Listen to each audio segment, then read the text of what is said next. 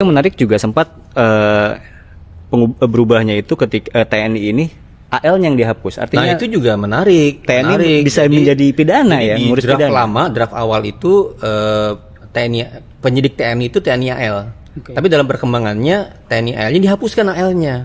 Jadi ganti penyidik TNI saja. Dan dalam kewenangan pasal-pasal yang lain, dia punya kewenangan untuk menangkap, menahan, upaya paksa, menggeledah, menyita. Jadi kejadian kayak di Bima gitu kemarin di mana tentara langsung menangkap, gerebek apa itu terjadi mungkin di depan kalau ini masih ada pasalnya. Buset, ini Jadi ini bahaya perpaduan juga ada kewenangan masuk selip kewenangan TNI yang baru di sini sekali. gitu. Banyak kepentingan masuk pada akhirnya ya, yang mungkin terselip ya. Nah, lupa lah kepentingan yang utama adalah kepentingan rakyat. Betul. Tapi kalau bicara memang adu kepentingan antara Jaksa dengan Polri ini memang sudah sejak lama ya. Karena kan kita tahu KUHP yang sekarang kan 81 ya Mas ya. 81. Dan 2012 tuh sempat mencoba diubah dan sudah ada draftnya kalau tidak salah Iya, ya. sudah ada draftnya dan sudah dibawa ke DPR. Dan katanya cukup oke saat itu. Dan Tapi kami melihat ya, itu draft itu lebih baik bahkan dibanding draft sekarang. Oke. Misalnya ada contoh nih, draft yang 12 itu orang kalau ditangkap, maka 2 hari setelah penangkapan menuju penahanan wajib dibawa ke pengadilan. Kalau yang sekarang? Diserahkan sekarang nggak ada. Buset. Jadi lagi-lagi penahanan tergantung kepentingan penyidik.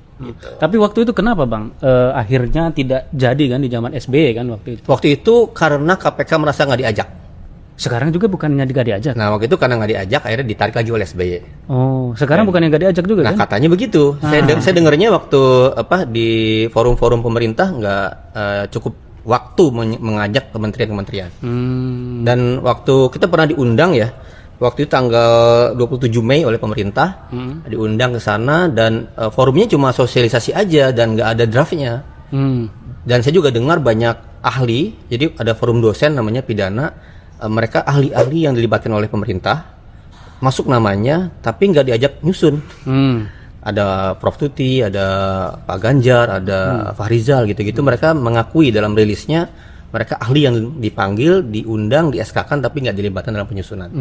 betul tuh. Kita juga udah sempat ngobrol kan dengan beberapa dari mereka ya, dan mereka cerita memang prosesnya ini setelah draft setelah ini resmi menjadi inisiatif DPR ya.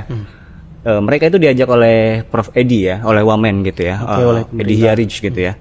Dan memang mereka diundang lalu membuat semacam pokja begitu, dibagi ke dalam beberapa pokja. Tapi ternyata dalam prosesnya